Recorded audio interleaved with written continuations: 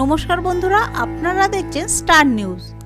বলিউডে এই লিস্টের অভিনেতাদের তালিকায় রয়েছেন শাহরুখ, সালমান, রণবীরেরা। তাই স্বাভাবিকভাবেই তাদের সম্পত্তির পরিমাণও হবে আকাশ ছোঁয়া। কিন্তু বহুদিন বলিউডে অভিনয় ছেড়ে দিয়েও রণবীর কাপুর, আল্লু অর্জুনের থেকেও বেশি টাকার মালিক অভিনেতা বিবেক ওবেরয়। অবাক হলেন তো? চলুন বিস্তারিত জেনে নেওয়া যাক। বন্ধুরা, আমাদের ভিডিওগুলি ভালো লাগলে চ্যানেলটিকে সাবস্ক্রাইব করে ভিডিওতে লাইক করতে ভুলবেন না। গত সপ্তাহে Rolls Royce Quillian black badge কিনে সকলকে রীতিমতন চমকে দিয়েছেন একসময় বলিউডের নায়ক বিবেক ওবেরয়। তার কেনা এই গাড়িটির দাম 12.25 কোটি টাকা। বলিউডে তিনি প্রথমেই বিলাসবহুল গাড়ি কিনেছেন তা তো নয়, তাহলে সকলে এত অবাক কেন? আসলে এই গাড়ি যারা কিনেছেন তারা বিবেকের তুলনায় অনেক বড় তারকা। কিন্তু বিবেক তো বহু বছর প্রথম সারির অভিনেতার তালিকায় নেই।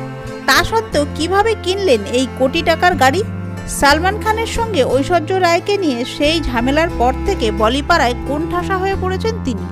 আস্তে আস্তে বলিউডে অভিনয়ও ছেড়ে দেন। তারপর দক্ষিণে গিয়ে অভিনয় শুরু করেন।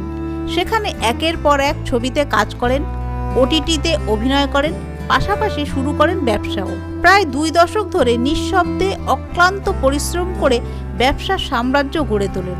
সেই সাথে একাধিক ব্যবসায় অর্থ বিনিয়োগও শুরু করেন বিবেক। তার 2টি সংস্থা রয়েছে।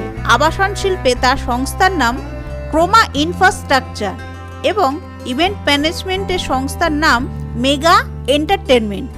পাশাপাশি একটি বিখ্যাত বিশ্ববিদ্যালয়েরও অন্যতম সহ-প্রতিষ্ঠাতা তিনি। সব মিলিয়ে বিবেকের মোট সম্পত্তির পরিমাণ এখন 1200 কোটি টাকা, যেখানে রণবীর কাপুরের মোট সম্পত্তির পরিমাণ 350 কোটি এবং আল্লু অর্জুনের মোট সম্পত্তির পরিমাণ 340 কোটি টাকা। বন্ধুরা, এই ধরনের আরও ভিডিও দেখতে আমাদের চ্যানেলটিকে সাবস্ক্রাইব করে রাখুন।